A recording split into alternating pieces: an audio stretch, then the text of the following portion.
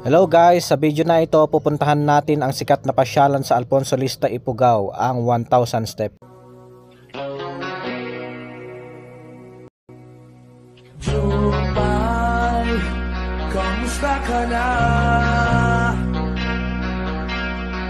Lagi kitang pinapanood, nakikita. So ito nga palang dinadaanan namin ngayon ay tinatawag na Maris Dam. Ito ang kalsada o tulay na kumukonekta sa Isabela papuntang Alfonso Lista, Ifugao. Kausap at kasama, huwag ka nang mawala, huwag ka nang mawala.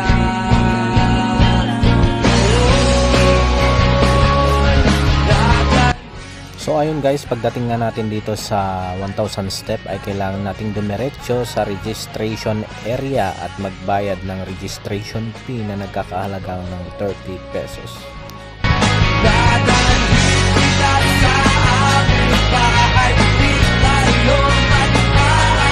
So ayan guys, pagkatapos kong magpa-register ay sumakay na ako ng tricycle papunta sa starting point.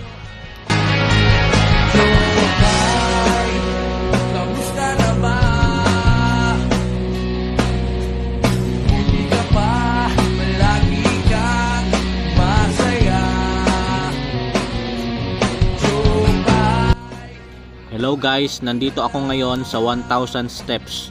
Kakayanin ko kaya ang 1000 steps challenge? Kaya panoorin mo ang video na ito hanggang dulo. Let's go!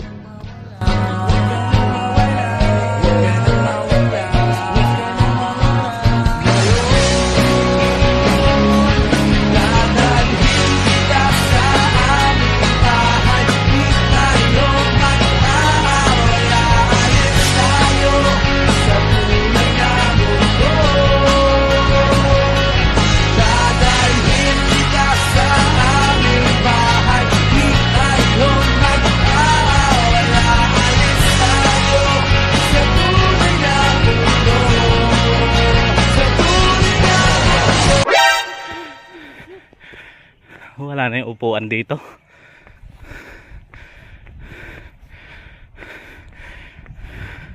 So yan guys, yan po naman yung Magat Dam.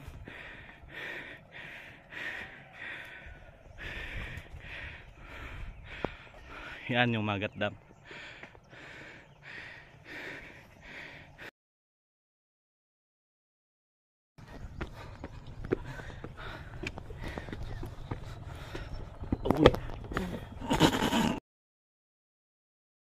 Taas pa oh.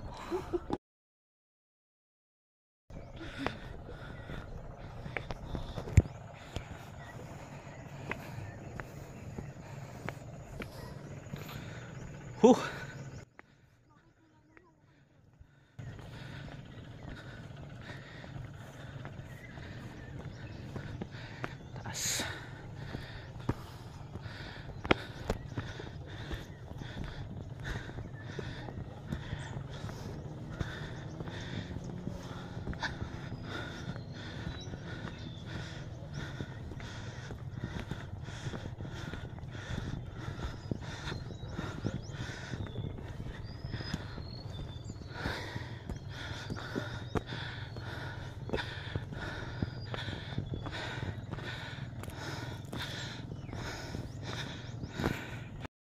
So ayan guys, ito na ang view sa taas. Yan po ang Magat Dam.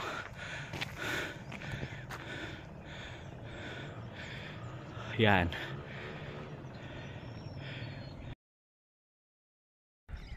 Third 300. Yan. Medyo mataas ang ating lalakbay ngayon.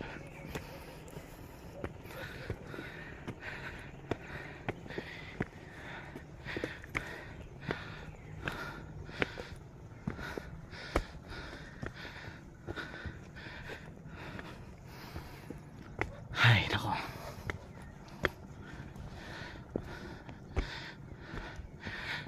Isang paalala lang po. Yan. Watch your step. Always keeps right. Hold on the rails. Yan ang paalala dito. So guys, level 3 na tayo. Pagod na tayo guys.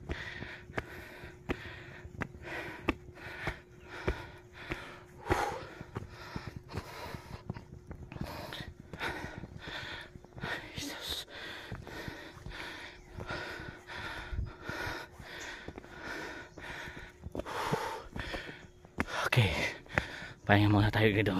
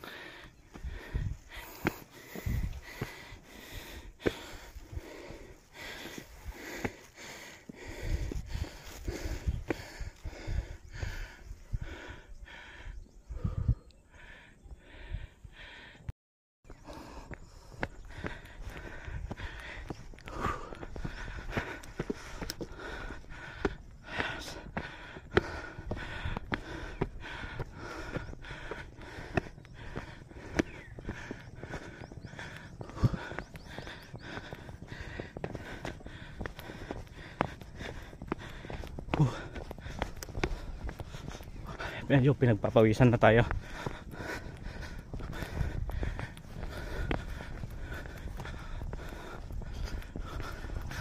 Uy! Hulog ang ating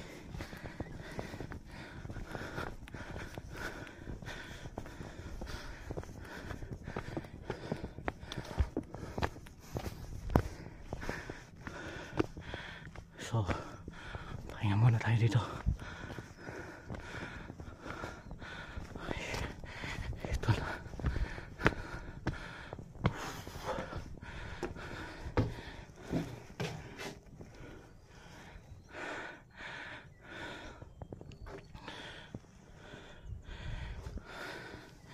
Kung tinatamad naman kayong magsimula sa starting point, ay pwede kayong magpahatid sa tricycle dito sa kalsadang ito at nasa itaas na kayo agad magsisimula.